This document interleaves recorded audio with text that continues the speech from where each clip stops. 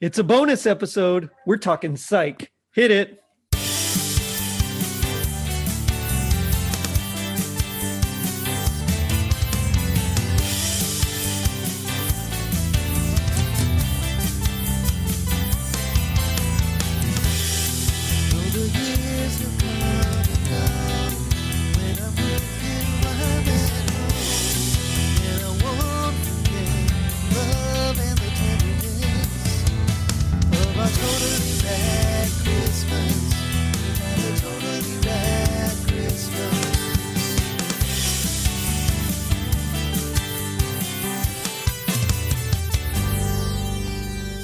It was 2006. A 6.6 magnitude earthquake hit Hawaii. Nintendo released the Wii in North America, and Sean Spencer was a pseudo-psychic detective who threw obscure 80s movie references into everything. I'm your host, Jerry D, with another episode of Totally Rad Christmas, the podcast that talks all things Christmas in the 80s. Toys, movies, specials, music, and fads. If it was gnarly during Christmas in the 80s, we got it covered. Now, joining me is a Totally Rad Christmas all-star. You'll know him from the Holiday Shopping and Wish Books episode and the Alf Special Christmas episode. It's Vinnie Brezinsky. Vinnie, how's it going? Good, Jerry. How about you? Hopefully my bummer of an Alf episode didn't turn everyone off about me coming in. Sorry, gang. I just had to go with the content. It was, you know what though? It's like classic. It is a bummer, but it's totally classic. I don't think either one of us remember what we were walking into, and it's like, ooh. I totally didn't. I remembered several of the bits, but I completely forgot it was that heavy. So this is a lot better. A lot lighter. Yeah. Much lighter. And hopefully this is the first of 3 or 4 parts that we're going to be covering here. Oh, I hope so. I'm huge Psych fan. I'm psyched for this. That time is a pun intended. But yeah, it's he'll be here all week.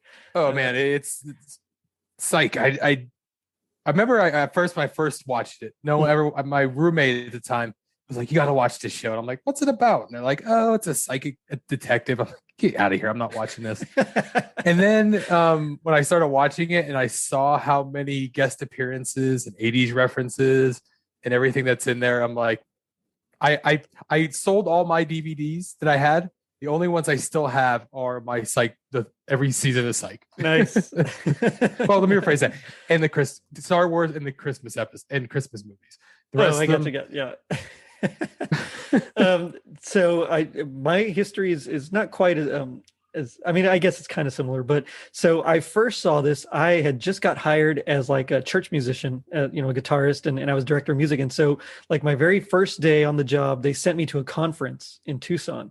And while I was there, my roommate, the person I was rooming with, was watching Monk and then Psych. And they were like, "Oh, these two guys, they're idiots, but I love them." And so, so I was like, "What are you talking about?"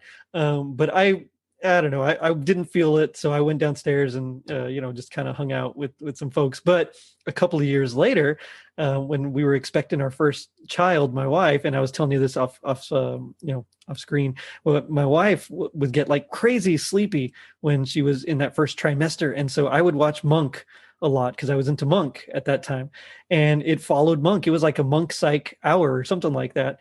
And, or 2 hours, I guess, I don't know, whatever you call it.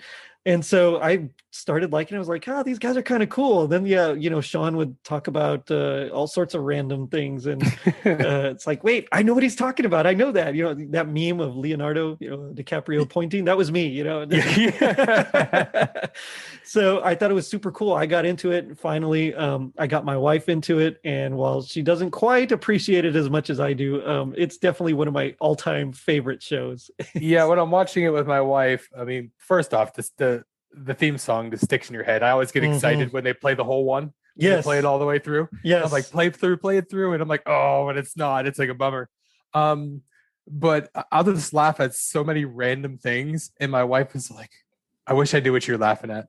But it's just 80s references or like, I think it was the one episode where they had it was the camp one. And then it was like Fulton from the Mighty Ducks. And he made a Nikolai Volkov Iron Sheik reference. And Yes. chuckle. and she's like, it's not that funny. I'm like, it's just awesome. Even with those two left on the table, and I'm like, that's awesome. Yeah, that one. I remember when he said it, and I was like, Captain America's like, I understood that reference. Yep. Yeah, oh, that's one of my favorites. But my wife is a self-proclaimed weenie. Like she can't do anything scary or intense or whatever. So she doesn't like to watch that one. So that's one that I have to watch when she's like asleep or not here. That one, and of course the yin and yang episodes. Those are also like my favorite. I mean, I have like so many favorites. I literally there's like 7 or 8 from each season that I have to watch. And I think we talked about this before. They do theme episodes. Yes, right? They do. And that's like there's a Police Academy theme. There's a Twin Peaks theme. Yes. Off the top of my head, I know there's a lot more, but I'm just like all these themed ones that I was just like, the Police Academy one had Ralph Macchio. And I'm like, yes, as Nick Conforth. Yeah. It's a great name. Yeah, they did that one. Let's see, there was the Any Given Friday Night, I think it was called, like the football episode. I like they did the Halloween episode. The Halloween, yeah. Or what's it called? Like Interview with the Vampire. Oh yeah. Yeah, there's that one. I mean, there's so many great ones that I love. Oh no, one of my favorites, all-time favorites, is the Spanish soap opera episode. Everybody's like hooked on the Spanish soap opera. Yeah, they do some great homages, and I love when they like change up the theme song as well, because you don't see that a lot. And so whenever a show does that, I mean, that's really cool. Like I can think Community did it on their Law and Order episode. Yeah, but they do it for like a lot of the themes. Like I remember, we talked about this off air with the Twin Peaks one where they did the omnitone one. The ominous one, but then they also switched it up a little bit. I think they put it in Chinese symbols for the Asian, the one they did Romeo with Romeo and Juliet. Uh-huh. Yeah.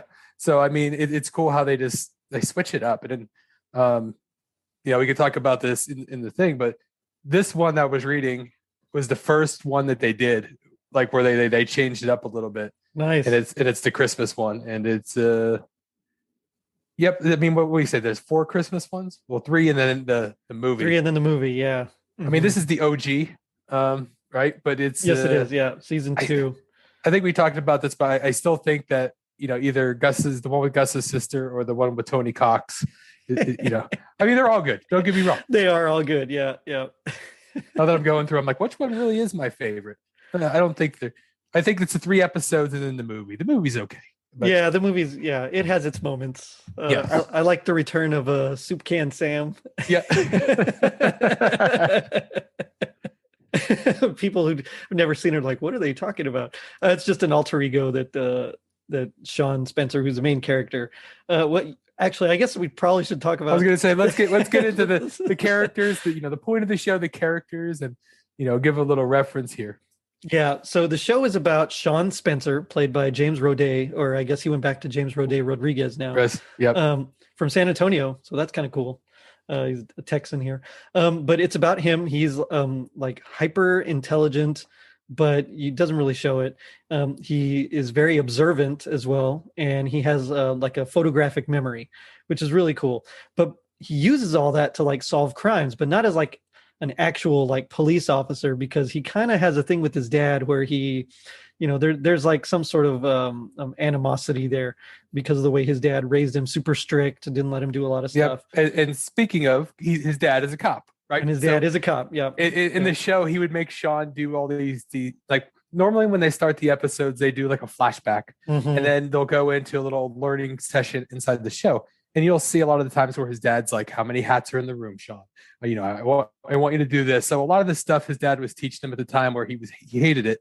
It just paid off later down in life. He was a slacker his whole life. And then he found the niche, right? I think it was the pilot where he was just trying to get money from the police for giving tips. And he would catch all these tips from like,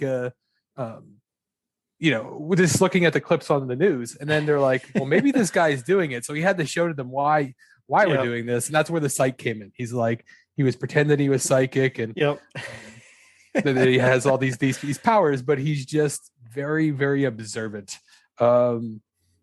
Which later on down the line, there's some of the things he catches and does, and you're just like, this show is pretty clever. Like it's when you hide a lot of stuff and you bring it in, you're like, that's a clever spin. Like yeah, no, I completely agree. And so yeah, in order to avoid being arrested for because now they think he's masterminding all these crimes and then just getting paid off to tip off his the cops. He pretends to be psychic, and so after that pilot, like you mentioned, he begins his own detective agency called Psych.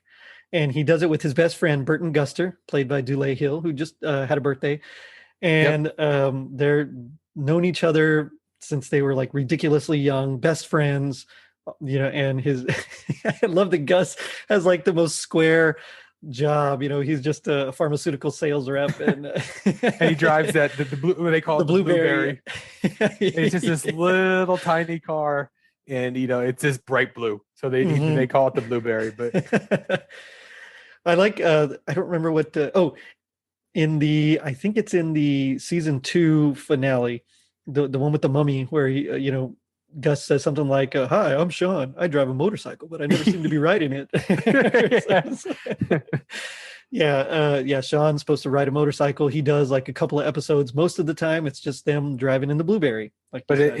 And Dule is I know a lot of people know him from West Wing, I think it is, right? Was it West Wing? Yeah, he was in West Wing. I remember him from She's All That.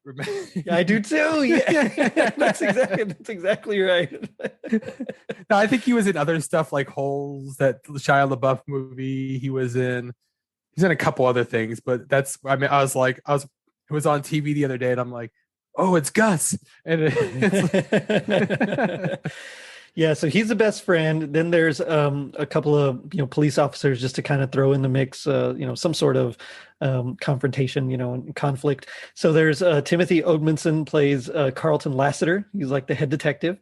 Then we got Maggie Lawson, who James Roday actually dated throughout the whole series, although she got married after the series ended. Yep. So but she was the queen of one-offs. She was in Boy Meets World for an episode. I think she was in an episode of Step by Step. I think she did Nancy Drew, didn't she? She did. And then she did one of those Disney movies. I forget what it was. I think it was the basketball player one.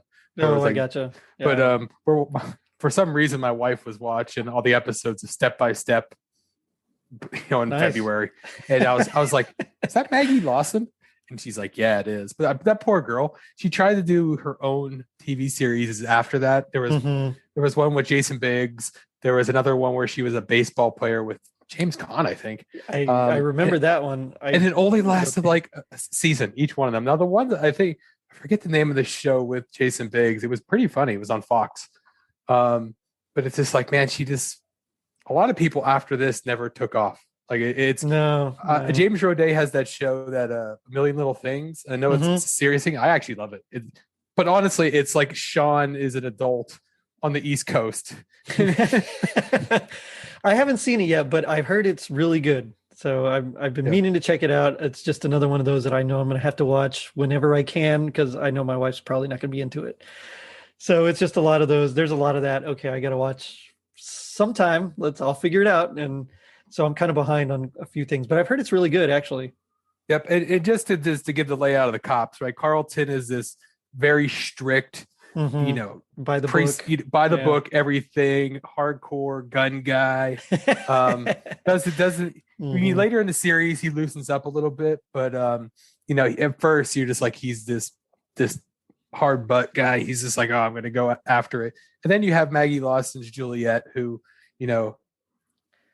one of my, I'll just kind be of honest naive with you. A little bit. Yep. One of my all-time favorite characters, her and Sean's, little thing that they have, like how they get to everything.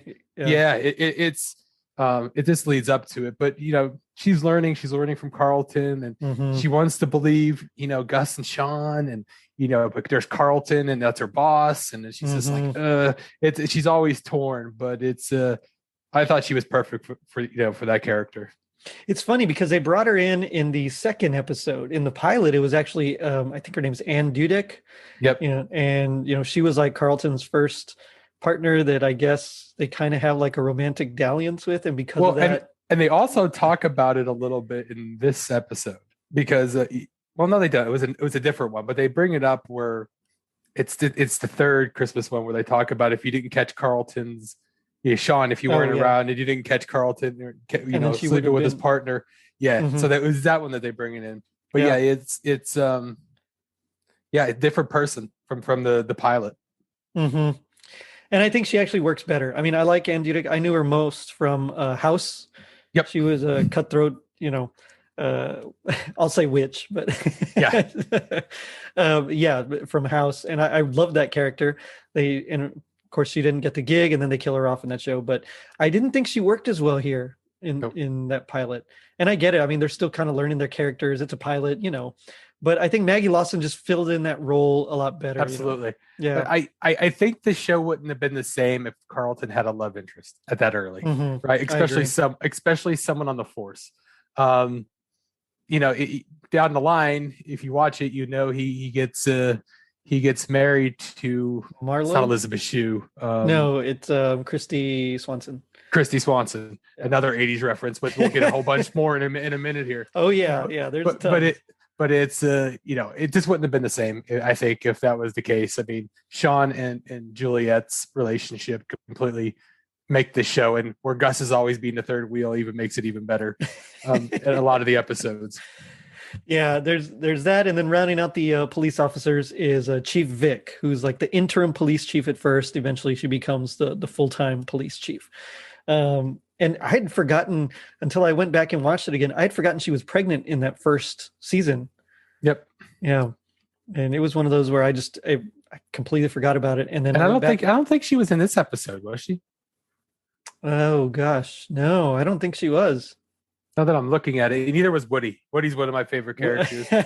Well, he wasn't introduced till later. Yeah, but he was in season 4, I believe it was 4. But some of you guys might remember. I think it's Kurt Fuller is his name. He was Kurt Fuller. Yeah, No Holds Barred. No Holds Barred movie. He was in. He was the guy in Wayne's World. He was. He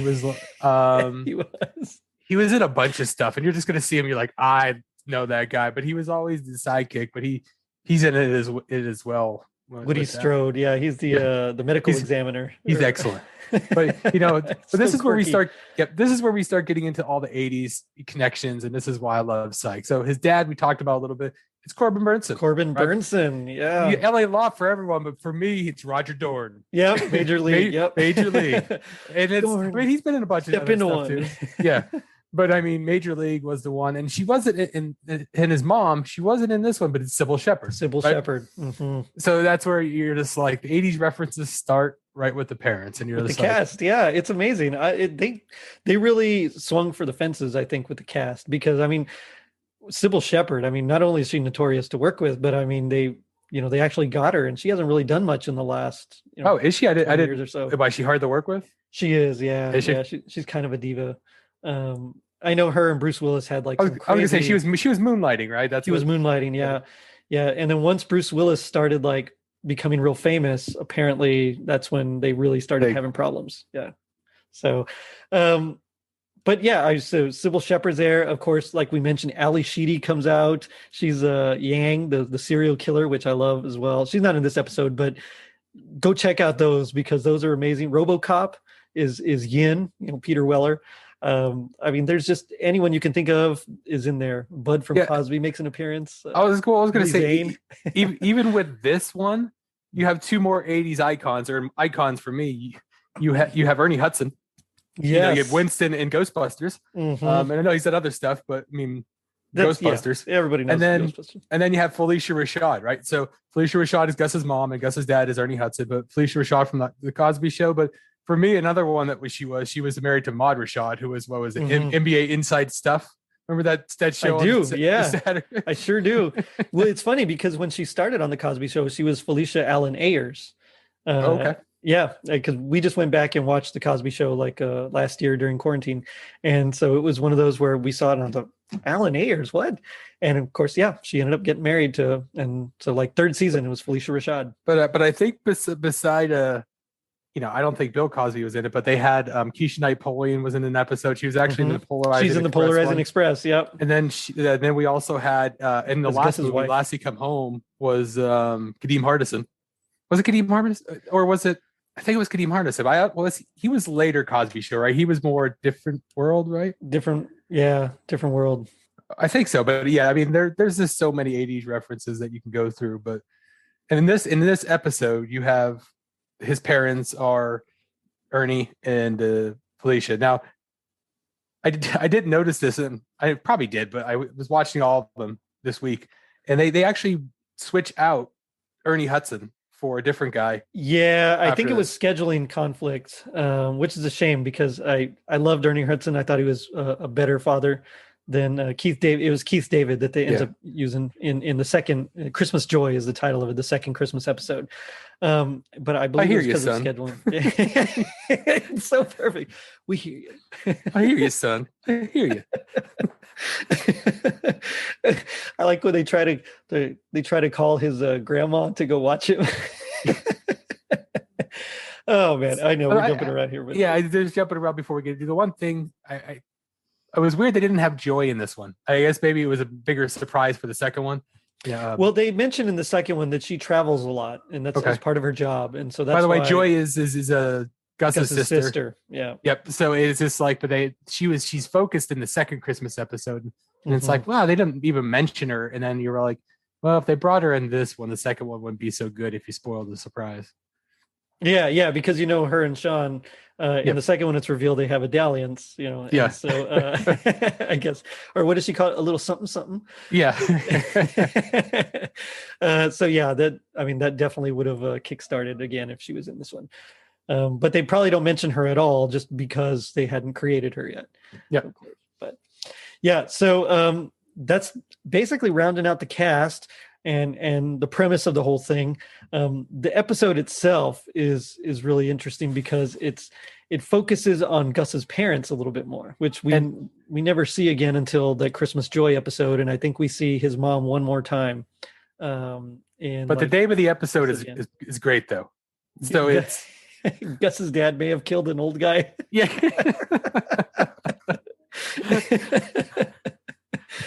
Yeah, there's a lot of cool stuff here. And I heard that it's actually that's actually like a tribute to something else, and I forget what it was, but a lot of these names that you see, it's something. But I mean, that name just catches you, and you just chuckle when I read the title. I'm just like, that's funny.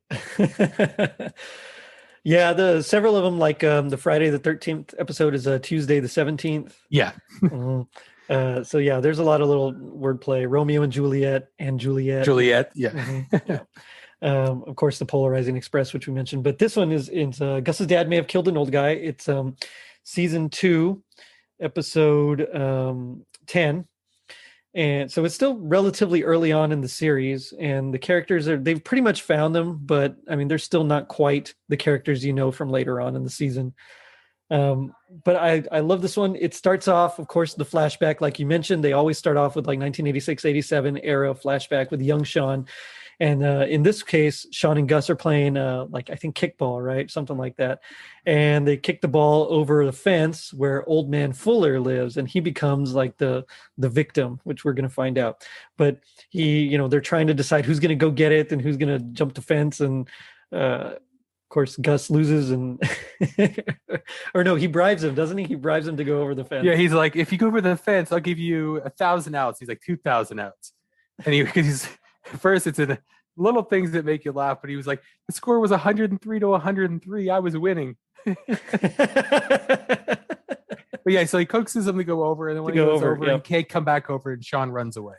And you can hear Old Man Fuller yelling at him. Yeah, he's like, "Get off my lawn!" Yeah. But yeah, so that's the flashback, and that's kind of how that ends. And then we cut to the present, where Sean and Gus are handing out presents to all the police officers. Yep. And one of the, I guess, the not plainclothes, the uniformed officers is Buzz McNabb. He's kind of a tall, I don't know, not really dumb, but not very bright either. I don't know. I think he's more gullible than anything. Yeah, he's definitely, supposed to be the will fall for anything. Like you said, gullible kind of guy. He just takes orders, does what he's supposed to do, feels bad about it, and he's a really good guy. But they give him a Red Ryder BB gun, which is also really cool because, of course, the Christmas Story, the Red Ryder. And I love as he's walking away, Gus just turns to Sean and he's like, he's going to shoot his eye out. Yep, and this is where like the little things start, where you get all these references. So you get this, and you get the whole Christmas Story reference, which was awesome. And then when you get going, you'll find out they're like, "Hey Sean, how did you?" Gus is like, "Hey Sean, how did you know they did this?" Well, he's like, "The room I was in the other day is right next to the Psych eval ward." So I went in and I read some things to get all these things taken care of, because then that leads into the next one where he runs into Carlton Lassiter, where he goes to Lassie, I got you a gift, and it's a snow globe of Sean and Gus. It says Psych, and it's for Lassiter. Here, and he read it, and he reads in his Lassiter's personal Psych profile that he actually hates snow globes and he's petrified of them. Because it reminds him of being trapped in a, or he thinks he's trapped in there, and like the snow is gonna like burn his skin or something like that. But Sean makes a joke about it. He's like, my psychic sense did tell you, Lassiter, that you're not afraid of snow globes. It doesn't make you think that the snow is going to burn off your skin. And it's just, and then like after that, everyone in the office got Lassiter a snow globe. Snow globes, yeah. And he goes back to his desk, and I was telling this to Jerry the other day. There's all these snow globes, but there's these vintage. I think they were before the 80s as well, but I think everyone had them. There's this vintage little plastic snow globes. I used to get them in Rite Aid, right? Yep. And they had like a little girl in front of a fireplace and Santa in a sled. And I looked at them, and they're pretty pricey on Etsy, or not Etsy, eBay. They're like eBay. 40 bucks a thing. But whoever had those, I think that was his place in there because it's another 80s reference, right? And here they are. Here's these mini snow globes that are in there.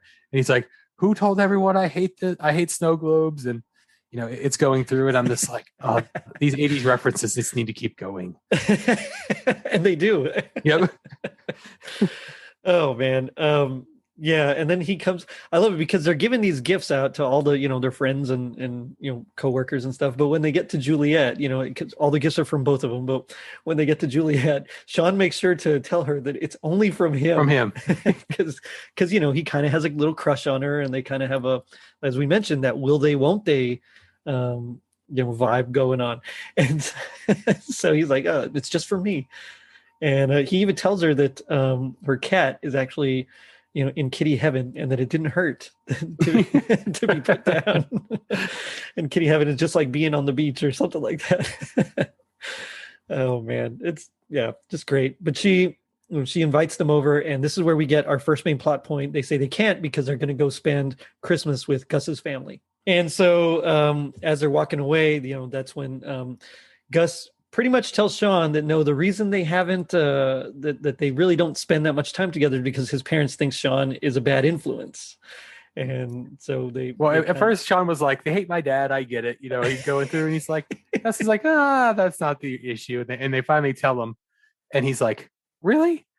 He's like, "I was a great influence on you." But yeah, it's just, that's where the plot turns. So at that point, Sean is determined he's going to impress Gus's parents. He's like, "You know what? This is, they thought I was a bad influence. I'll show them how good of an influence I really was on Gus." Exactly. Yeah. And so the whole time, and you can tell what they're doing, every time he's with them, he's like, "Oh, that reminds me of when I made Gus, smoke a whole pack of cigarettes. And that's why he doesn't like them. That's why he's not a smoker." Of course, his parents are like, "Well, that's probably what stunted his growth." It's probably why he has asthma. All that kind of thing. So they immediately, as soon as he says something, they immediately turn it around on him, which, poor guy, I feel for him because he's really trying to impress them. He wants them to like him. And they really don't at this point. Yeah. And you also, you feel bad for Sean, but you always, like when you go here, you feel bad for Gus, because I always feel like, everyone looks down on Gus because there's always Sean, but even when they go back to his home, so that after they leave the precinct, they go to Gus's parents' house, right? So Sean picks up his dad, they come over. Right. And for some reason, they still think he's like a child. They give Gus a stocking of money every year. And he's like, "Hey, I'd take it this year." Yeah, me too. And that's where Sean looks at his dad and he's like, "No way." Yeah. Yep. So, they go forth, and, Gus gets this money full of stocking, but everything they do, they just talk down on Gus. They're just like, if it wasn't for, this crazy, I think they called it voodoo business here, you'd probably be married. And he's like, and Gus is like, no, I'm still looking around. They're like, well, I thought you would at least have a house, son. You're 29. And he's like, the housing market is cooling down. I'm letting it cool down. So poor Gus is on the defense this whole entire time with it. And you feel bad for him, but it's comic genius with Ernie Hudson, because Ernie Hudson, I made a little joke earlier, but all he kept saying is this whole thing. He's like, Gus would try to reason with him, and he's like, I hear you, son. I hear you. And he has that look on his face though, like just patronizing. It's just a patronizing look, like, yeah, I get it. Yeah, I hear you, son.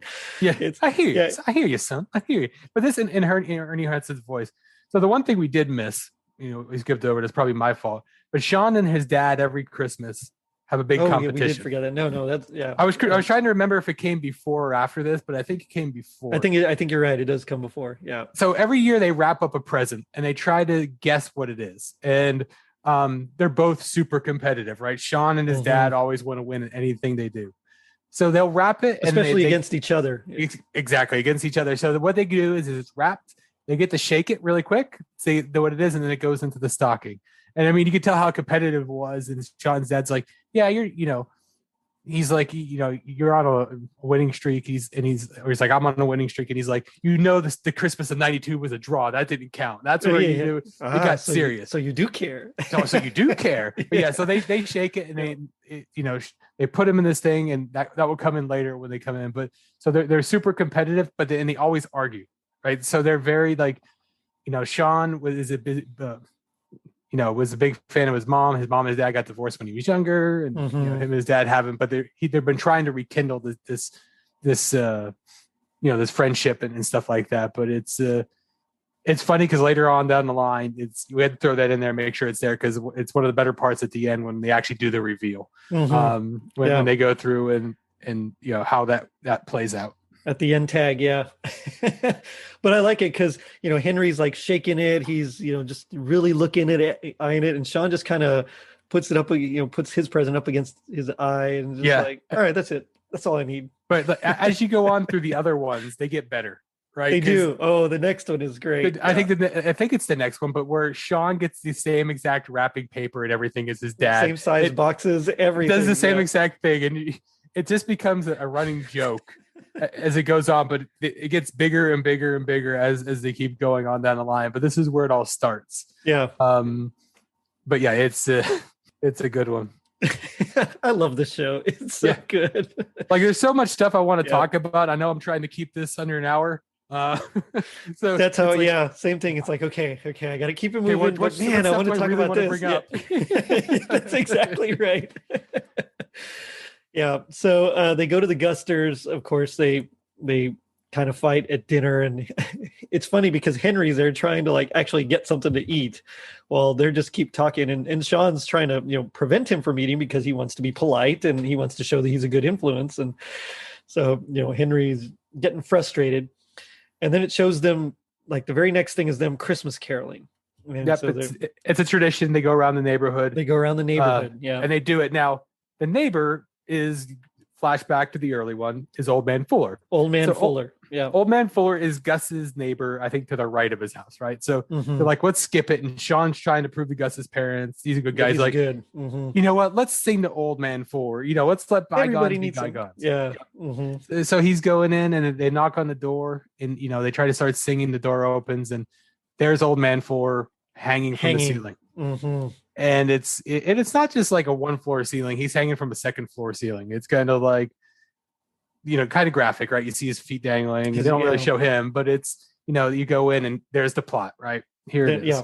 Yeah. Now we have our victim. Now, it is a murder procedural. So here's where we go. Yeah.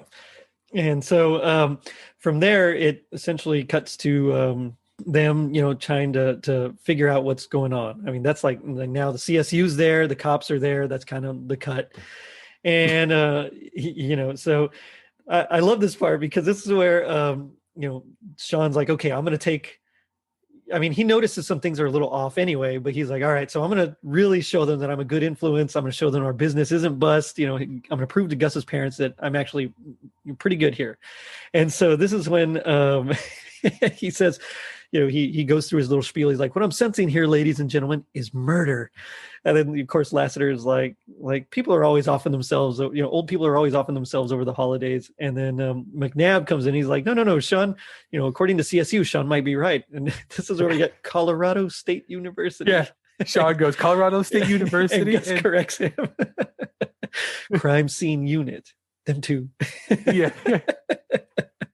But you know, they go forth They're like, always- yeah, they just go back and forth. But when you're going through, like every time Sean has the vision, right? They kind of show you what he's thinking. So he sees that the TV guide circled, you know, what he wants, and it's like a paper TV guide. Watch. Yeah. I mean, TV guide. Heck, I haven't seen one of those. Yeah, for real. Forever.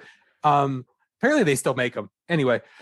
But then he was like, gosh, he's not trying to kill himself. He's like, look, he has a lobster. Was the guy's going to kill himself going to eat a lobster, you know, on a Friday night? And Gus is like, okay, you could be right.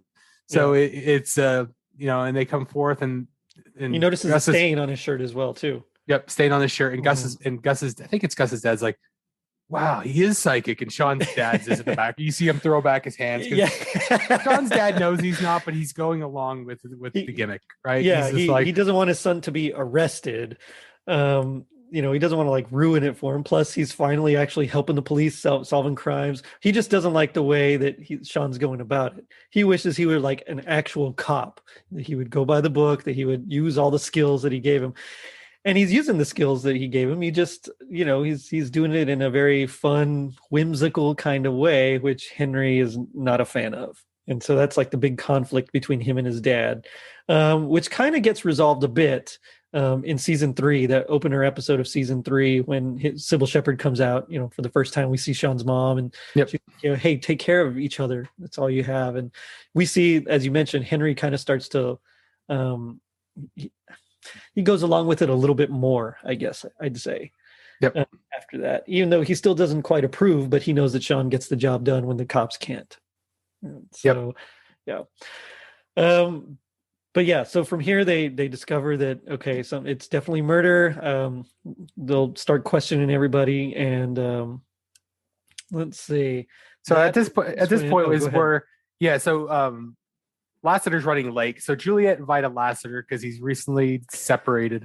That's right. Yeah. But they're like, you know, give him a shot. Let him come over with your family. So they're like, oh, Lassie, we got this. We'll take him down to the police station. You know, they get everyone's testimonies and all this kind of stuff. Yeah. And Lassie, and then that's where Lassie will head over to Juliet's. It's, I don't think we go into a lot of detail on this, but it's basically, you know, they go to Juliet's house, and you know, they go over there, and it's, you know, Lassiter's awkward, right? No kids, hardcore police guy. He goes over, and you know, he starts spending time with the family, and separated Juliet's from his wife. Yeah. Yep. Juliet's trying to be cool with it, and she's like, "Okay, Carl, so let's go, you know, talk to the kids. They're doing crafts." And they goes in, and he's like, "Okay," and he started trying to become friends with these kids, and he was like, "Oh, we're doing an arts and crafts. It's the manger." And then he starts coming in and goes, well, you know, technically, you know, Christmas probably happened in April. So let's get rid of all this winter foliage. And he's like, no, he wasn't in a manger. He was probably in a trough. So let's use this shot glass. Let's use this shot glass. And Juliet's like, what did I bring here with my niece and nephew? And then they're going in, and then at the end he was like, just talking about other things. Let's bring in Santa Claus. And then he brought in like some random fact about Santa Claus, and all the kids were just like in shock. And that's where the something about, like, I think it was in Denmark, how slaves actually deliver the toys. Yeah. and Juliet's just like, okay. Yeah. And then yeah, definitely Lassiter thinks he's being cool with the kids, and he's really not, like, at all. Yep, he tried hard, but it was an epic fail. And you bring that in because one of the better lines is later on when he comes back again for the second time to visit the kids. But you know, you had to make sure he was trying to impress the kids for a second time. But that's where it was a decently long scene, but you didn't need to go into that. We don't need to go into that much more detail about it. Yeah, I agree. Her and her family. Yeah. So then the next morning they go to the police station, And that's when they questioned him. But as they were dusting for prints and everything, they found the hammer that was used to hit him over the head had Gus's dad's prints on it. Yep, and then the same poison thing, the too. weed killer. Yeah, the weed Yep. killer. And it turns out that Gus's dad and Old Man Fuller had been feuding over like their property line and some things going over onto their side, and so that's why he was killing the weeds. Also, Old Man Fuller was notorious for borrowing things and never giving them back. That's why his hammer was there. And then finally, they found the rope as well, which was used to hang him, was actually Gus's dad's rope. And so, because of all that, they arrest Gus's dad. And Gus's reaction is just like Sean. I mean, just it's great. Dule Hill, he plays it so perfectly. I mean, I think this is one of his best. I mean, he has some good ones. I think this is one of his best that he goes through. But I mean, you don't really ever see Gus fired up, but now he's fired up. He's fired up. Yeah, he's like, the cops are going to try to get my dad in, a murder. It's like, when we were with my dad, how is he gonna hang him? Like, here we were here with him. So they take. Which you'd think would be a pretty good enough alibi, but yeah. Oh, I mean, he wasn't. I guess he could have done it earlier before. Yeah, because I'm guessing Fuller was there for a while. But so they're doing this, and they take him away, and that's where Gus is like, "We'll find your killer. We're gonna take this case. We'll find your killer." Yeah. So that's where at that point, him and Sean are determined. Gus determined to bail out his parents, and Sean's like, I can really impress the Gusters. Right. Let's solving this case. Let's solve this case. Yeah. So this is where they start going to try to find who the killer of Old Man Fuller is. And so when they get to his house during the daytime, they notice that it's like overrun. I mean, it's unkempt completely. The vines are just like all over the place. And so Sean is like, well, probably if he had an issue with Gus's dad, he probably had an issue with the homeowners association as well. And so that's kind of how they track down the Mitchells, who, turns out were like one of the founders of the neighborhood. And, Old Man Fuller didn't want to sell when people were buying him out. And he was really a big supporter of the Mitchells. Of course, we find out later why, but at the meantime, we're just like, oh, okay, well, that's kind of weird. So there's that. They found it. They want to turn it into a historical district. And so he didn't want to sell. And so this is where we get a really funny little bit here where, the Mrs. Mitchell comes in. She's like, oh, yeah, we paid you $5. They're like, I remember you guys. You had the cutest little lawn service when you were younger. And she's like, I think we paid you $5 for work that you've never got done. Yeah. He's like, I'm going to go outside to get the tools, and they're both, Sean and Gus are looking at each other like, whatever. Next thing you see, Sean's using the old push, the push mower that turns, and it's like way too small, and he's bending down and he's walking. It looks like a little kid using that little popcorn popper, right? It's kind of what he looked like trying to push this thing. And then, then the big key thing comes in with this. Apparently the Mitchell family is known for their gardenias, their flowers, right?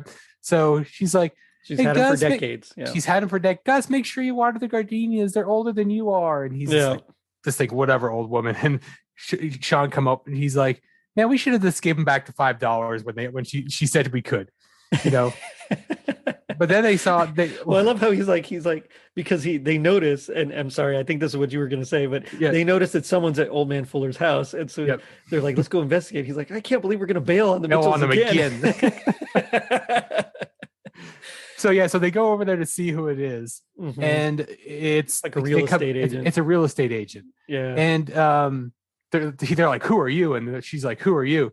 And this is where Sean's cleverness comes in once again. He looks at the paper that she's holding in her hand, and you can see it says we're going to put new sod and all this other kind of stuff. And that's where she comes in and she's like, I've been trying to get this old geezer to sell for years, and finally, this house is going to be a moneymaker for me. And they're like, well, why? First off, they tell her, they're like, well, we're the gardeners, right? Yeah. Sean puts two and two together. And then a staple of Psych, there's two staples of Psych, right? Sean making up clever nicknames for Gus. This so they don't know the real name. And they always put a pineapple in every episode. Yes. There's a hidden pineapple in every episode. So every episode you look for the pineapple, right? So I think in this one, they're like, hey, I'm Sean. This is a Scooney U-turn Singleton is what he called Gus, and Gus did like this U-turn symbol. He makes and the U-turn. And he's like, we're from Dirty Boy Landscaping. And they're like, oh, that's a quick turnaround we just called. And that's where they find out that it's the real estate agent. She's been trying to get him to do this for years. And then and she's like, I'm going to make a fortune off this because this house, you have view to every single person. Yeah, it's like 360-degree unobstructed views. So basically you can see the whole neighborhood, which gives Sean an idea about, well, perhaps, there's something more to Old Man Fuller than we let on. But before we move on, what's your favorite Gus nickname? Do you have a favorite Gus nickname? Oh, there's a bunch. I think the one that gets me that I like the best is the one with Juliet's brother. It's John Cena. Oh yeah. John Cena comes in and she talks about Sean all the time, and Sean calls Gus Guy Buttersnaps. Yeah. Right. He's like, this is my partner, Guy Buttersnaps. And the whole entire time, John Cena is called him Guy Buttersnaps. He's like, that's not my name. It's Gus. My name is Gus. but there's some of them, and it's just a running joke. And Gus plays along with it for the most part. Mm-hmm. By the end, Gus is like, no, I get to pick my nickname because you meet him. But yeah, I think Guy Buttersnaps is, or there's one where he called him AKA the Heater. The Heater. No, I like because he's done a few. Like there was when he called him Emotep. He's like, show, which means I come in peace. Show him your come in peace face, and then he makes like the funniest face. But my favorite, I think, is when the disco episode, when they're investigating like Henry's old case with with Corbin Burnson, and Sean like introduces him, and Henry interrupts, and he's like, yeah, that's Methuselah Honeysuckle, and I'm Old Scratch Johnson. Methuselah Honeysuckle. Yeah, that's one of my favorites there. But yeah, the nicknames are precious. Do you look forward to it every episode? Yes. At least once an episode, Sean at least does it. I think it's in every single one. And there's and it always has the theme of whatever it is, but like how he just comes up with these just so quickly, but it's done. And then the pineapple is another staple, right? It's it could be a drawing, it could be something, but it's in every single episode. And this one, it was pretty obvious. Yeah. It's when he's opening the fridge there at Corbin Burnson's house. Yeah, and he actually went back and he actually picked it up, and it was obvious. Some of them you have to search, but it's the two big staples of Psych. And I think you can go through and there's a list you can find where it gives every single nickname he's given Gus, but it's excellent. So they talk to the real estate agent and they get all this information. So there's time like, hey, we got to get back in there, right? Mm-hmm. So they come back in later and they're like, so what's going on? Why is Old Man Fuller? What's the issue? So they go upstairs and they're looking around, and Sean looks and he's like, he can see. Yeah, right. He could see from this room. He can see everything. Everything. Yeah. And then you started hearing a creaking sound, right? And then he's like, there's something under the floor, and this is where they start playing on the Telltale Heart. and Psycho also. It's Psycho. So they're going, and Gus is does not like Telltale Heart. So when Gus is looking in the thing, Sean's doing he's like, Sean, stop. How I hate this one. How I hate this. And then there was a rocking chair there where Old Man Fuller used to be. And then Sean wouldn't stop it. So Gus started rocking the chair. He's like, Norman. And they're like, okay, truth. I love how they just mess with each other.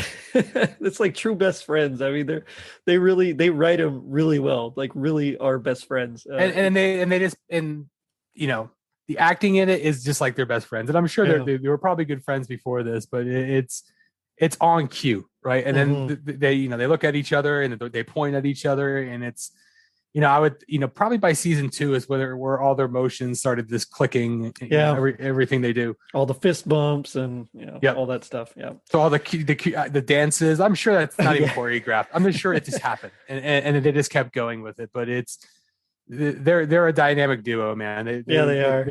They're a comic duo that it's one for the ages. Well, when the movie came out, because the show had already been canceled for 3 years, I think at that point. And so before the movie came out, they actually had like a whole little montage of them getting back into psych shape, essentially. And I loved that part because it was like, Gus would be like, that's no, how is it? Yeah, I would like, he couldn't get, that's right. Correct. And, Sean would do the same thing. And like I heard it both ways. Yeah. They like trying to get their catchphrases back, So I love that. But you're right. I mean, at this point, they kind of really solidified like all their motions, their catchphrases. I mean, the only one we really didn't have at this point was, suck it. Yep. Which came a couple of seasons later, but just about everything else was there. So yeah, they hear the creaking, they open up the floorboards and they find some pictures and they realize Old Man Fuller was a blackmailer. And they find, something like DVDs and illegal DVD ring and something like that. But mostly the one that really interested them, like the one that could actually be a motive for murder was an affair picture, of a man and a woman. And of course, Sean being, I mean, his eyesight has got to be amazing because some of the things that he sees, I mean, there's no way I would have seen them for sure. Even if I knew it was there, like, I don't even think my eyes could actually pick it up, but he notices a ring on the old timey black and white photo. And so then he kind of looks around, discovers which house it is based on the photo. And so he knows where to go from there. So I think we missed the part here. I watched it so many times and it's kind of like, but so once they meet the real estate lady, yeah, I know what you're talking about. They thought that she had motive, right? So they call in Juliet and Carlton, and they're like, "Hey, look, we found it." So they drive up to Gus's house, because like I said, Gus and Old Man Fuller live next to each other, right. And they're like, "Oh, Juliet, glad you're here," and we know who did it, and they're like, "It's Rosa," and they're like, "Who's?" She's like, "Who's Rosa?" And Gus is like, "The real estate lady," and she's like, "No, Rosa has a really good alibi," and they're like, "Well, if that's not the case, what are you doing here?" And she's like, "Stop distracting you, Gus," as they are arresting his mom.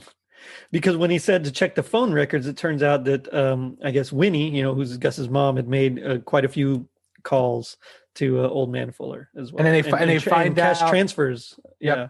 And this is where they find out that he's actually blackmailing folks, right? So she was getting blackmailed by him.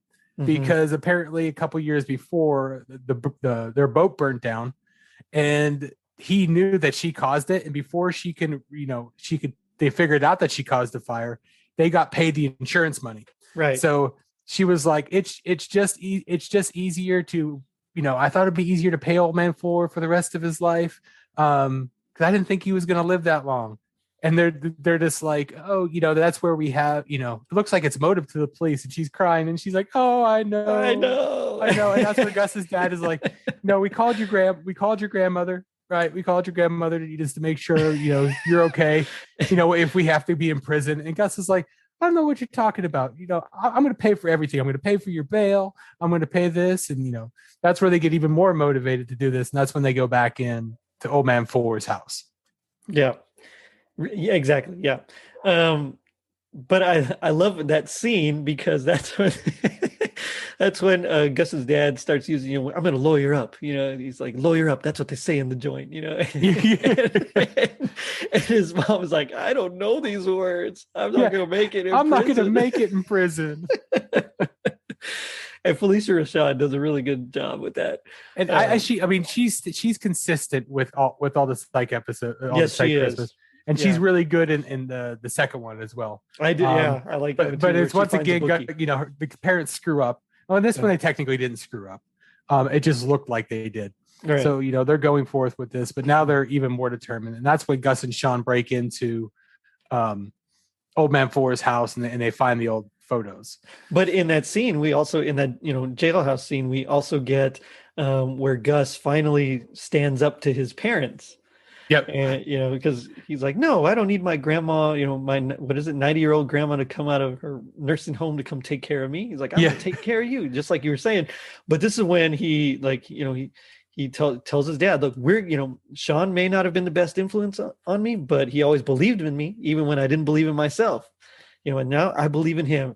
And that's when Gus and his dad, they make this, they lock eyes. They get this bond. like he's grown up, and they shake hands, and it's just kind of Awkward. it's super awkward. And that's where Sean's like, walk away, Gus. You did your speech. You had your moment. You had your Walk moment, yeah. away. And finally, they're just kind of there, and Gus's dad's like, "We hear you, son." Like he finally, like he really means it. We hear you. So, yeah, that's again, the acting was really good. And Gus is a sympathetic crier, so when he sees his dad start getting a little sentimental, you can see he's starting to get a little sentimental as well. But then that's when we cut and they go back to investigate, right? Yep. So they find the photo of the affair, right? Sean Right. figures out where it is, and he's like, this is perfect. This person is probably the killer, right? Right. This is here in, And based on the window design, yeah, he's able to because tell they're which like, house. these other ones are bad, but they're not killing over, right? There was like Right. someone was growing pot in the backyard, an illegal DVD ring, and they're like, okay, this has to be it, right? Has to be the one that's blackmailing with. I killed him. Right. Yeah. So they find the house. They mention, we'd like to talk to, the guy opens the door, like, we'd like to talk to you about some illicit photos. And he just bolts. He just like takes off. So of course there's like a cool chase scene with Brian Setzer's orchestra singing Jingle Bells. So I'm going to bring this up here, and Okay. this was Brian Setzer, Stray Cats and everything. Yeah. But there was a podcast, I believe it was Todd Killian's. Christmas Clatter. Mm-hmm. They did an episode with that song. It was him. It was Dwayne from Tinsel Tunes. And they were talking, there was like this 80s album they had. Now, everyone on that album did not like this version that was on this on here. So apparently there was two versions. The original one didn't have lyrics, right? The original Brian Setzer Jingle Bells didn't have lyrics. And then this one did. And I have to disagree with you guys. I actually enjoy this one because I like it too. They were disappointed because he changed the words to Jingle Bells, right? He said, 57 "Oh, what Chevrolet. fun! Yeah, well, what fun it is to ride in a 67 Chevrolet," or something like that. Yeah, I thought it was a cool little twist, but I know those guys didn't like it. So Todd and Dwayne, sorry. I have especially Dwayne. I normally agree with a lot of the stuff you do. And because you're a music dude, but yeah, I really enjoyed this, and it set the scene for, made him, for a while you forgot it was Christmas, right? Mm-hmm. You're going through and you're just like, oh, they're concentrating on the murder and this, and now that they're chasing him, I'm a big Brian Setzer fan. I don't know if you've ever seen them live, but they're awesome if you ever get a chance to. Yet, no. But you're going and they play that, and you're like, okay, back in the Christmas mood. And the rockabilly swing, music and the Jingle Bells. I'm like, okay, back to Christmas. We got this kick back in, and then we threw a little 80s flair. Now I think Setzer was late 90s when he started doing all his Christmas stuff, but Stray Cats, yeah, totally. Back in the 80s to where they get a reference. But Sean even swings from a tree to get to catch this guy, and so he catches him. They finally, he thinks it's about something else. I guess some dirty photos or something that he finds at work, because he works at like a photo hut kind of place or something. Which, do they even have those anymore? I guess there's still some. They have a Blockbuster, so I'm sure they still have a photo hut. Yeah. So he thinks it's about something else. It turns out they're questioning him about the photo. He's like, no, that's not me, but it kind of looks like my dad. And so because all the photos were black and white, right? So so they couldn't tell what was new and what was old. Yeah, you're right. Yep. So there was old mixed in with new, and he was just like, yeah, that looks like my dad. And they're like, is that your mom? They're like, no, my mom passed before we moved here. Yeah. Before and they're like, did your dad have a lady friend? And then that's where they came in, and this is where the hints start kicking in. And he's like, do you remember anything about her? And they're like, yeah, she would wear white linen perfume. So he was like, that's the one thing they can give. And then they're like, okay, we got a clue. All right, we got a clue to what's going on. So now they're looking for the white linen perfume to try to find this killer. Right. And so but they also see that there's going to be an estate sale at Old Man Fuller's house. So he figures, well, maybe the murderer will be there, thinking they might be able to, I don't know, not only get some stuff, but also, try to find their blackmail, photographs or whatever it was that he had on them. So they go to the estate sale. Well, before they go to the estate sale, one of the other things with Psych is Gus has a super sniffer. Right? Oh yeah. So we got to bring that up. Yeah, he has this, and they go back to Gus's parents' house and they get jerk chicken. And by the way, I've never had jerk chicken until I see chicken. this. I love it really? now. Yeah, I love it now. Like the only time I've ever had, I'm like, I'm gonna try this. And a buddy of mine got me. There's a really good blend you can get at a Fiesta down here in Texas. He got it for me. Jose got it, and it's really good. But they're there, and they're like, oh man, jerk chicken from this place is the best. And Gus starts sniffing. He's like, oh, they have the right mixture ratio. Ratio this, and Ernie Hudson sniffs it, and then his mom sniffs it, and they're like, man, Gus, you came about the super sniffer. All naturally. Yeah. And then he was like, if I sprayed this white linen perfume, would you be able to, out of memory, go in and, try to find the killer in this estate sale? And then Gus goes into this long speech. Knowing that older women, because this was 30 years ago when the picture was taken, knowing that older women are creatures of habit and would probably use the same type of perfume. Yep. So, when they go, he's like, yeah, and Gus goes into this big speech about how technical speech, and Sean's like, what does that mean? And he's like, that means yes. Like I can remember this from. So as a quick aside here, there's a place that was featured on Diners, Drive-Ins, and Dives called Jamaica Gates here in Arlington. Okay. It's really good, really, really delicious. But their jerk chicken is fantastic. So if you ever get a chance to come down, is it worth just going there for the jerk chicken? I would. Yeah, okay. I like it. It's really good. It is a little bit higher on the price, but the oxtail is great. The jerk chicken's great. The curry goat is great. Everything I've had there has been phenomenal. And they have a Jamaican lemonade, which is amazing. So Jamaican lemonade is actually made with either brown sugar or turbinado sugar. And then there's usually a little bit of bitters in there too, but they use limes instead of lemonade. So I don't know why they call it lemonade. Lemonade, yeah. But it's fantastic. It's like I could drink that literally all day long. It's just amazing. But anyway, I don't know why I said that, but hey, Jamaica Gates, I'm promoting you. So if you want to give me something free, no, I'm just kidding.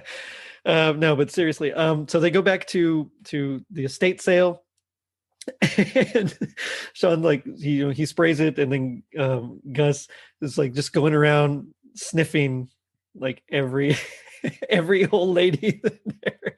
And I love it because as he's sniffing them, he kind of does this motion with his head that makes it look like he's bidding at the auction, at the estate sale. And then he actually wins a thing. Wins. And he wins an old Confederate flag.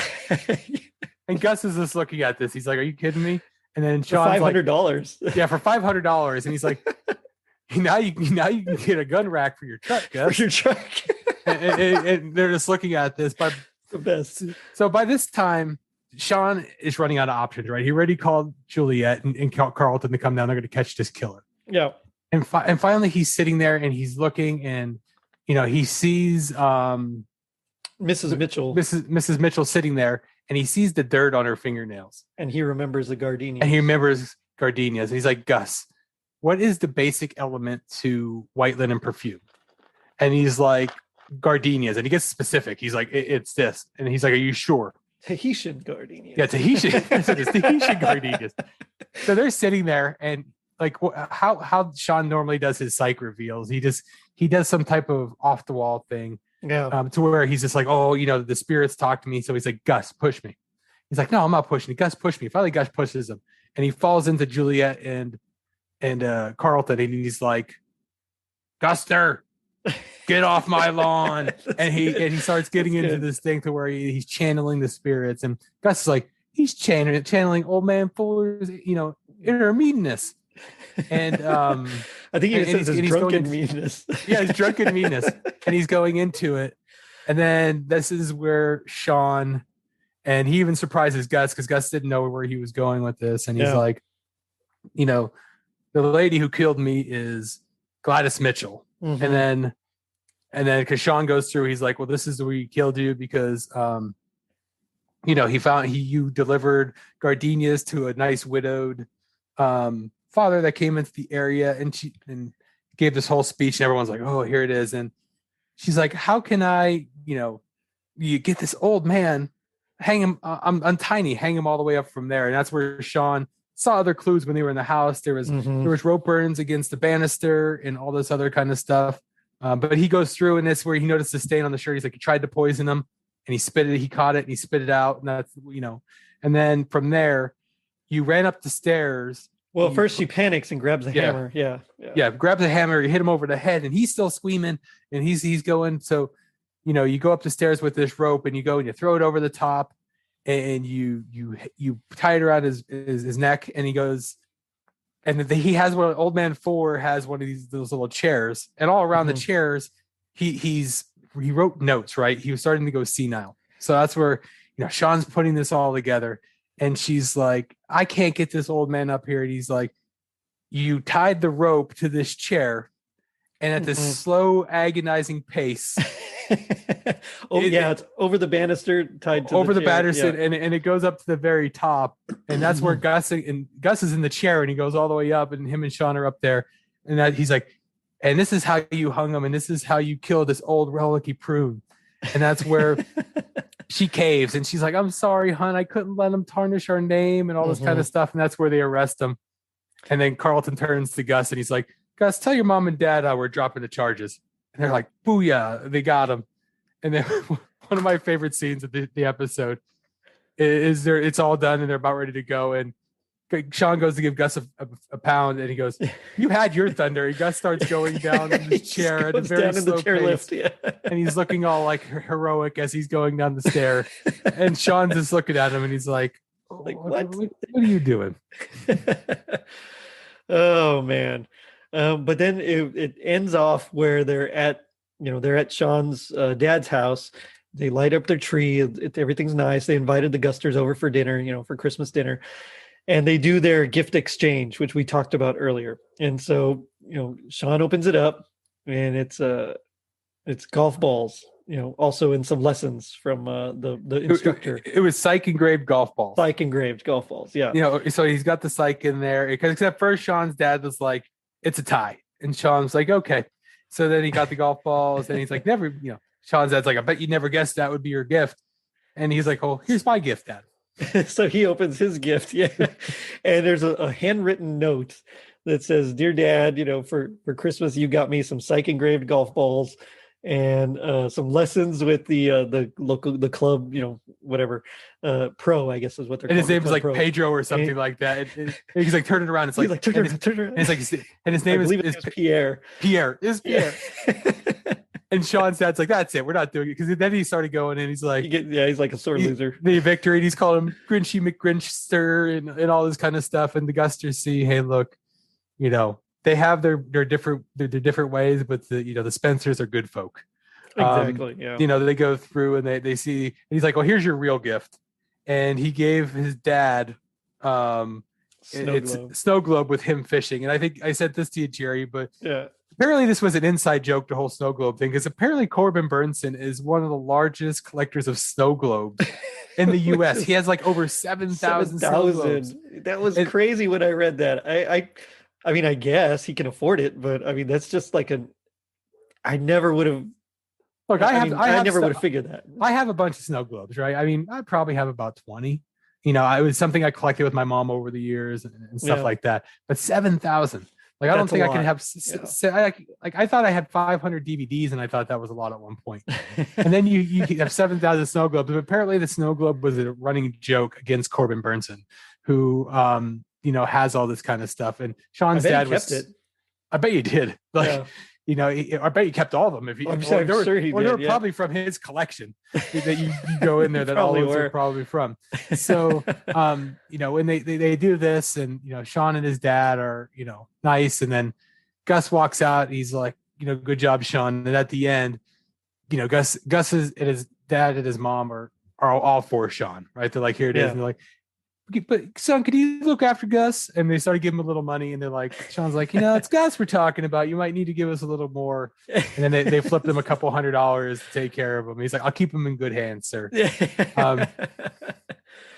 Yeah, it's a good episode. I really enjoy this one. But especially they just around the holidays. Yeah, but if we do the other ones as well, right? They take it up a notch every episode. Every single one. And it plays off everything that you said here. And the little stuff we brought up might seem, minuscule right now, but it leads to something in the future. Yes.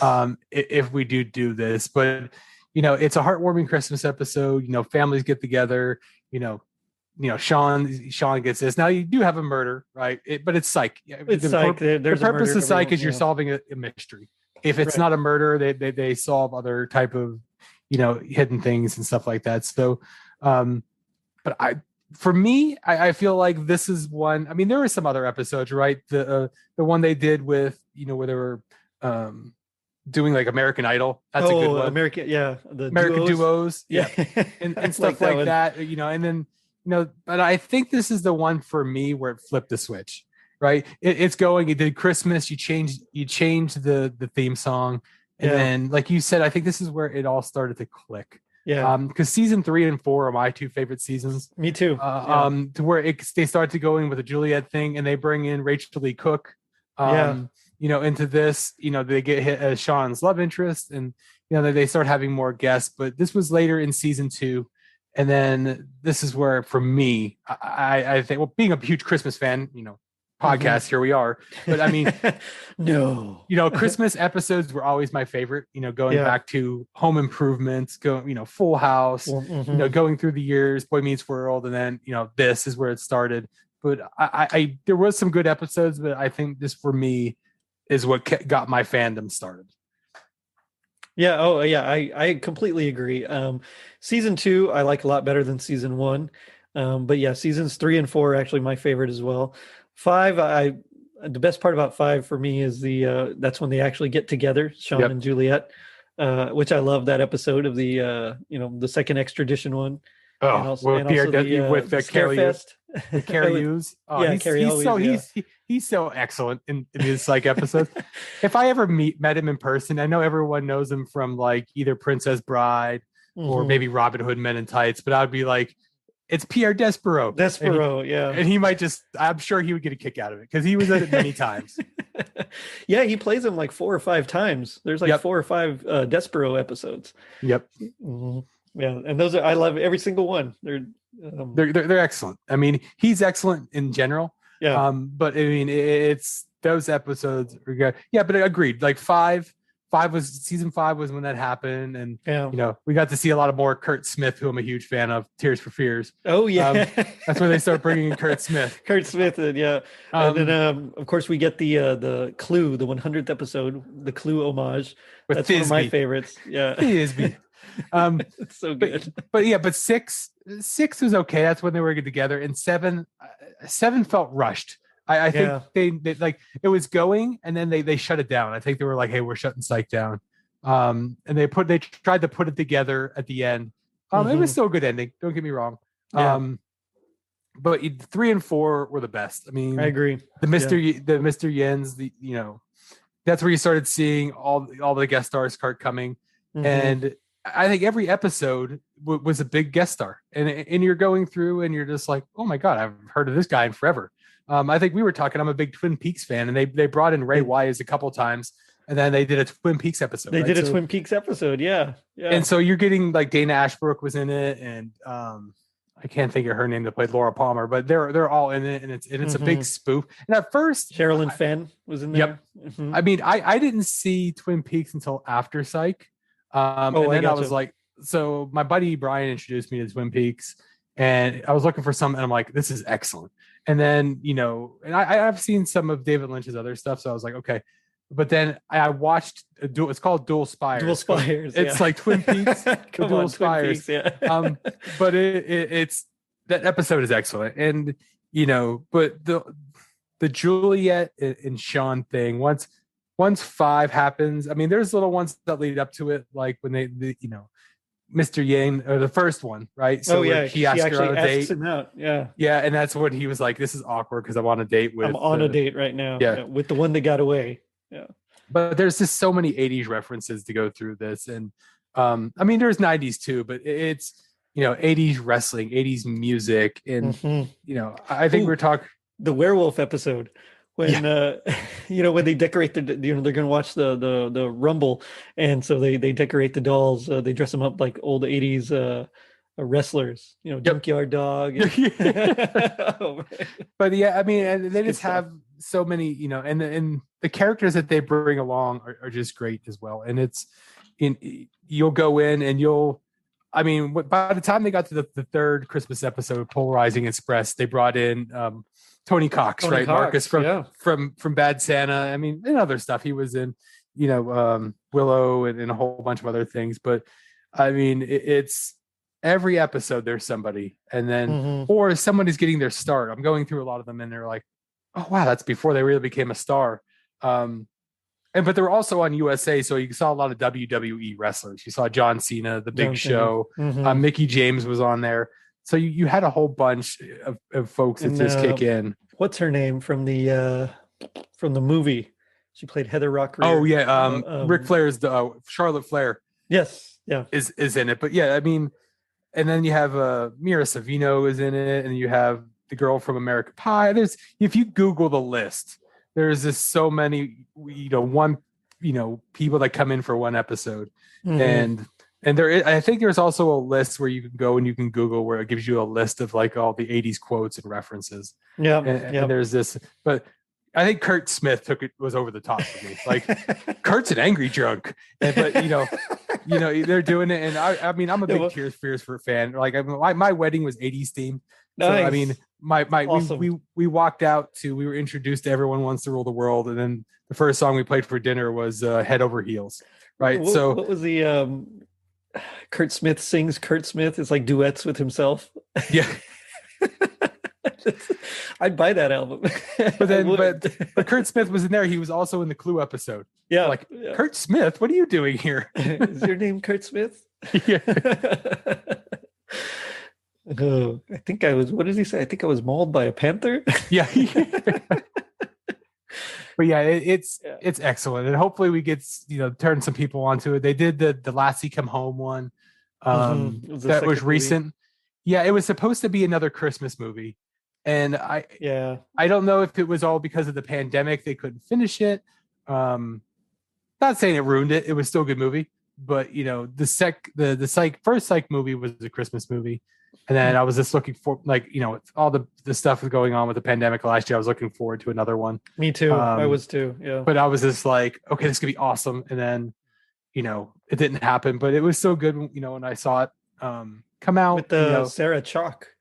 Yep. So you go. She was in that. And there was but a lot of these episodes, I'm like, where is this guy from? And you're just like, oh yeah, this is where he was from. Like for a second, it took me a while to remember Peter Weller. And I'm like, why does he look familiar? And I'm like, that's RoboCop. Buckaroo Banzai, man. That too. And I mean, he was. We're going RoboCop. Through, I'm like, that's RoboCop. And then I was like, great times. But yeah, this show is excellent, and I'll start studying the other one. I don't need to study them. I mean, I just watched them all again this week, but they're all. Judd Nelson comes out in the it was not a pandemic, but in the like outbreak style episode. But yeah, they the whole Breakfast Club was in it. And not in one episode. They did them for other episodes, but Kenan Thompson is in it. Urkel's in it. I mean, Urkel. Oh man, I love those. The where they do their doo-wop. Quarter black. What was it? Well, that's what they called it with Sean. That's what Sean calls it. Yeah. Oh man, was it Black Capella? Yeah, Black. They have their own little a cappella group. Gus did when he was in college. It was Gus, Kenan Thompson, and Urkel. Yeah, and then the fourth guy who gets killed, he's like the victim, and they have to solve his murder. Yeah. And then Sean joins, and he decides to call it Quarter Black. But you see a lot of their talents come out too. Like I think Gus and Lassiter are actually tap dancers, right? So they do a lot of tap dancing, in scenes and stuff like that. And I don't think that the commissioner did much. Like Chief Vic. Yeah. I look back and I don't remember her from a lot of stuff, but I thought she was really good in it. I did too. Her and Corbin Burnson. Corbin Burnson had his moments, but he really wasn't in the show that much. If you think about it, he would come out and do like a scene or two, really, and the rest was mostly just Sean and Gus, and then of course Juliet and Lassiter. Same thing. Chief Vic really wasn't in it very much, and Woody, of course, would only have like a scene or two, except for a couple of episodes where they're like the stars. But most of them, it's mostly just focuses on Sean and Gus, and I think that's kind of a plus. I mean, they're the wacky ones. They're the ones that, like my friend said, those two they're two idiots, but they make it work. So it does make me wonder. what would you say would be your happiest moment for Psych? Oh, I mean, this happy moment in general is this one's a Christmas episode, right? It brought back so many memories to look at. I was telling you, I was a big snow globe collector too. I'm not Corbin Burnson style, but they had the little snow globes. They had the Red Rider. And just connecting the dots with it all. So I know it's cheesy to say because we're on a Christmas podcast, but Psych in a Christmas episode back in the day was like I said, just put it over the top for me. So by far, Nice. The happiest for me. Now, I think we're going to get to this later, but there was some really good quotes in there that were happiest. So I'm going to save them. Okay. I have two. And, okay, nice. Yeah. Because I think you're going to pick mine. So I'm going to let you go first. And then if you don't, I'll go to my second one. But Gotcha. I'll probably do them both too. But there was a lot of really good quotes. There were a lot of really good quotes in here. And just like pop culture references in this. And I got a full list of them. I actually found this random website right before this happened. Nice. Yeah. For me, I mean, I think it was of the show in general, it would be, of course, when we were expecting my first child and I was really getting into it. But I think of this particular episode, it was as soon as Gus's parents came out. And I was like, that's Winston and Mrs. Cosby. I mean, like, I knew who they were. And right away, I got all the nostalgia from, watching Ghostbusters and watching the Cosby Show. I mean, I said Mrs. Cosby, I meant Mrs. Huxtable. But just, that feeling of like, wow, it's them.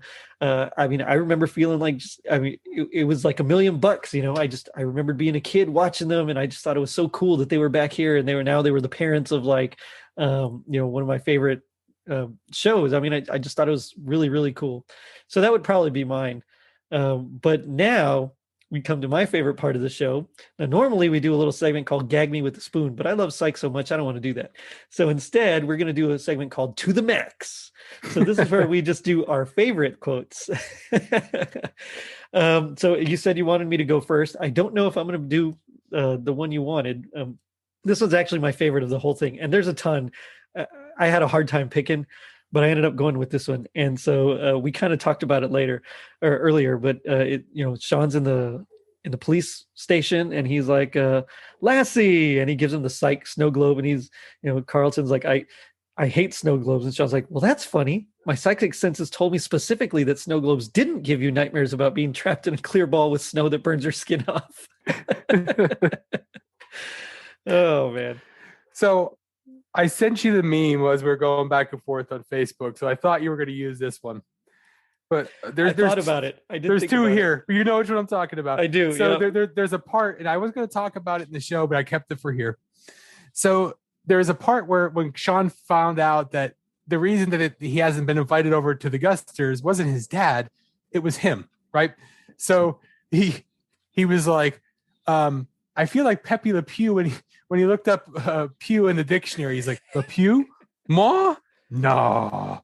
So he's going in. He's just like, I figured out that, he was the one. And he's like, Pepe Le Pew. And it was like, great. But there was also another one. And this is when they were at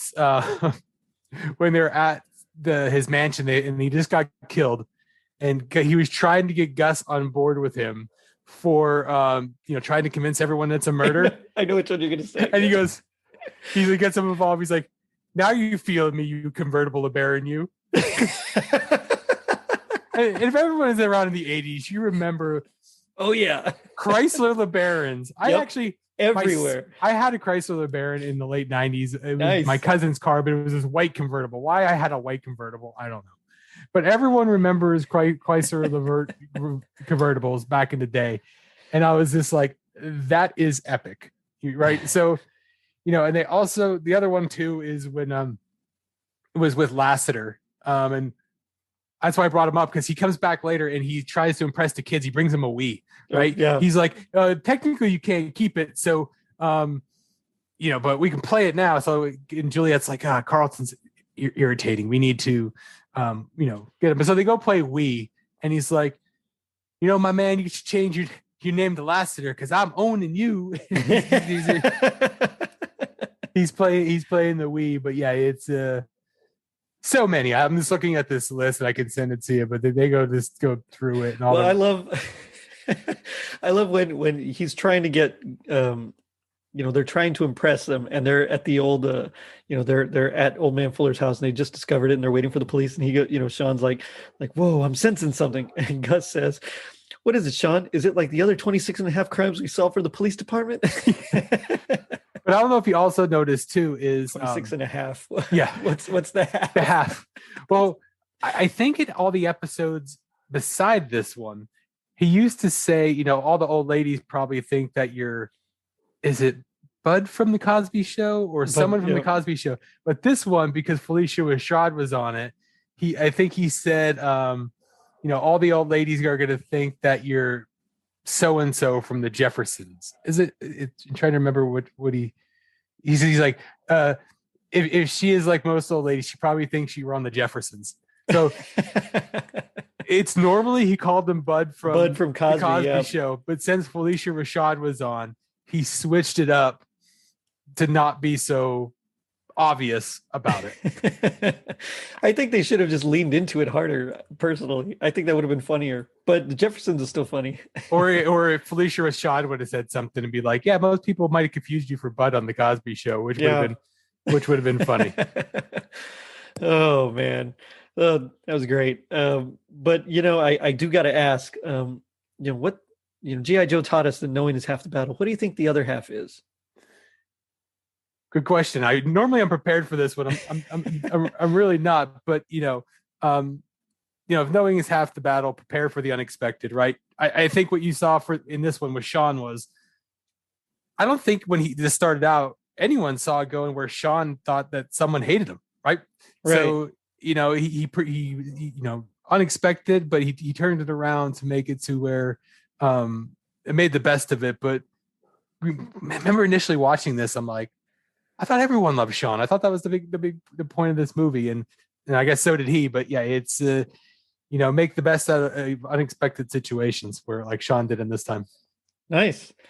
So for me, I thought if knowing is half the battle, the other half is not wearing the same perfume you wore 30 years ago if you're going to kill someone. Well, it's not perfume. But see, I thought about saying that as well, but I think though it's not perfume. It's just it might just be her gardenias. Yeah, it smells like her gardenias, but it's like it's the way it is. But yeah, it's poor lady. I thought she got away with it, but I say poor lady. She killed a guy, but it's not like that. They did it, but.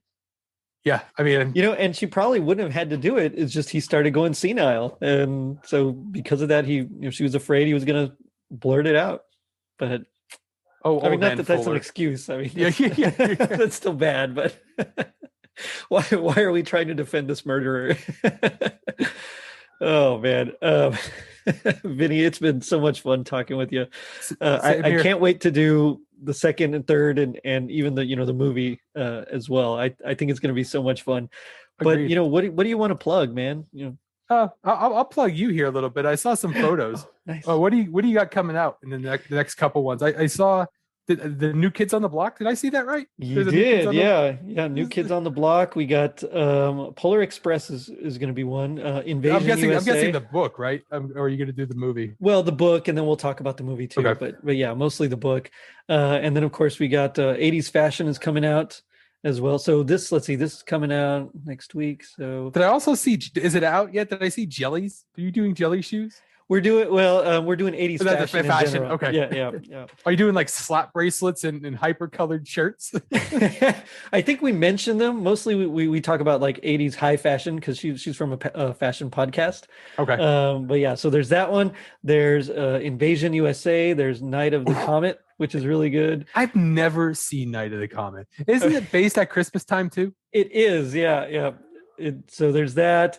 And then Full House we're going to be doing as well. So yeah, a couple of things here. Invasion USA. I think I would have went with Mission and Action 2, but Invasion USA is pretty good. Well, I think Invasion USA is definitely more Christmas. Is there there's so many movies and I know Anthony's going to go on me for this, and I love the Lethal Weapon one, by the way. Oh, nice. Thank I would you. have loved to have been on it because that's one of my faves. Oh, I'm But sorry, bud. no, If I it's had all known. good. But like I forget how many of these movies take place at Christmas. Now, I don't think that Invasion USA is a Christmas movie, or Night of the Comet, unlike Lethal Weapon, which started and ended with a Christmas song. I'm just throwing this out there. Okay. I know. Same Okay. thing with Die Hard. It took place, the whole point of Die Hard party is going to a Christmas party. I mean, I get it, but there's all these ones you're going through, and you're just like, Cobra is another one really? with I Stallone. gotta. Yeah, that's at Christmas time too. I'm slacking. I got to go back and see all the and All these see all 80s these ones action movies. Yeah. that were taking place at Christmas. I mean, we both belong to this one 80s random website. Yeah. I think I might put it out there and see what else we're missing. Hey guys, what other What else? Christmas movies? There was one. It was done. I'm trying to think of the name of it. It was done at Christmas, but they did a Mystery Science Theater 3000 one on. I'll try to remember it, but it was like a terrible 80s movie. They did it at Christmas. But yeah, I'll have to put that out there to see. Yeah, Cobra did take place at Christmas, didn't it? Yep. Yeah. I just saw it again because someone brought it up, and same thing with I believe First Blood also takes place at Christmas time. It does that, but it's like very end. You see a Christmas. Yeah, it's like Christmas. You see a Christmas. I'm telling, like, I'm not going to defend it, right? Like, I give people a hard time about, Krampus, and I give people. There was another one. I'm like, is that a Halloween movie, or is it a movie that took place at Halloween? I'm trying to remember what it was. I give people a hard time, but I mean, there's certain ones like it has Christmas music to me, and it starts and ends with a Christmas song. It's a Christmas. The whole Lethal Weapon one was awesome. But yeah, excited for a lot of this stuff that coming out. And there's some of this stuff I'm listening to. Like you just did one with it was like a British comedy show. I've never even heard of. I'll be honest with you, I haven't watched it yet, but and it's like crazy popular over there. It never quite made it here, but they have like I think 16 different Christmas specials. Yeah. So I'm hopefully we'll do some more. Apparently the second one is actually even better than the first. But I mean, it was fun. And of course, talking with a bunch of British guys is always fun. But yeah, and that's how I learned about this. There's a brewery here in Dallas called Pegasus, and there's a nice Chris Cole. He's his name, and he's from England. And he cool. got me. He's like, you need to watch. And I think you did this on your show as well. The Blackadder. I think it was a Blackadder Christmas. Yeah, that was fun. That, and it's like he's like, oh yeah, you'll know Rowan Atkinson. I'm like, young, but he was like, I'm gonna bring this one up to him too. Be like, this, and he's probably like, come on, Vinny, you should know better. You should know this one. Come on, bro. Come on, man. Do you even Christmas? No. But yeah, I'm going through, and it's a lot of these just bring back memories, and I'm kind of now in the 80s fashion. Did they talk about Zuba pants? I believe we do talk about it, and parachute pants as well. Zuba pants are the greatest. I have to edit it. I know it's coming out like in 2 days or in a day, tomorrow maybe. I still haven't edited it yet, so I'll have to get to it. I know we talk about just general trends, especially from 1986. Mostly because we watched like a fashion show from 86, and some of that stuff was out there, man. Of course, we talk about shoulder pads for sure and leg warmers and all that. But I know I'm not hip anymore, but when did Champion become big again? Oh, that I have no idea. Like I'm walking around and I see brand new people with Champion shirts on and stuff like that. And I'm just like, I remember having the John Stockton. I call them John Stockton. I know he didn't wear them, but the Champion shorts that came that were like, like 9 inches above my knee. Like we thought they were cool. They're like, oh, here's the Champion stuff. That's coming back now. I don't know if parachute pants and mullets will come back, but I've heard mullets are actually coming back. I might have to do some Rogaine or something to try to get this hair back. Because if you saw some of my old photos, I had some awesome mullets back in the day. See, I can't. My hair just grows up, although now it's getting further back as well. But my mom always wanted a girl, so I had the bangs and the mullet back in the day. Nice. She tried to. It was kind of like the Davey Boy Smith wrestling look, right? Yeah, I gotcha. Yeah, Ultimate Warrior style. Yeah, we got some good stuff coming up. As far as like what constitutes Christmas, the show is pretty free and pretty loose with what is considered a Christmas. Well, let's be honest. There's only so much you can do with 80s Christmas, and like that's why I was like Psych. It refers back to it, and I'm like, oh yeah, totally. We got this, and actually every single episode does. So I don't feel like so bad going off the script here, but it's it's not technically off the script. No, and I mean, I did the Brooklyn Nine-Nine bonus episode as well. Which was a good one.